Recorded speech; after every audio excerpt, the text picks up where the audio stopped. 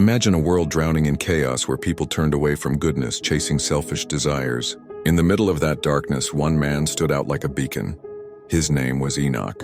Not a king, not a warrior, just a man who chose a different path. A path so remarkable it changed how we see faith forever. Enoch's story begins in Genesis, way back in the early days of humanity. He was born into a world that was already spiraling into sin. Think pre-flood, pre-Noah days. The Bible tells us Enoch was the grandfather of Noah, living in a time when wickedness was the norm. But Enoch, he didn't follow the crowd. Genesis 5:22 says Enoch walked with God. Walked with God. That's not just a figure of speech. It means Enoch lived every single day in close personal fellowship with his Creator. What did that look like? Picture a man whose every choice, his words, his actions, even his thoughts, was guided by faith. He wasn't perfect, but he was consistent. He didn't just pray occasionally or show up for God when it was convenient. Enoch's life was a constant conversation with God, a relationship so deep it shaped everything he did.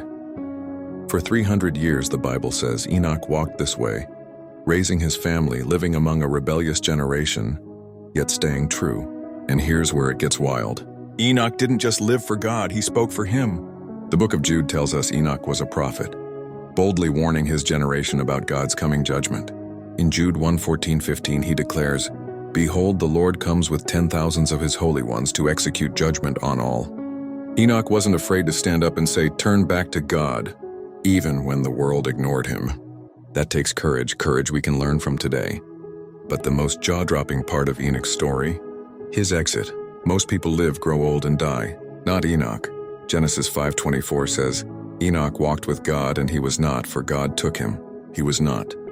One day Enoch was there, walking with God as always, and the next, God just took him, no death, no funeral.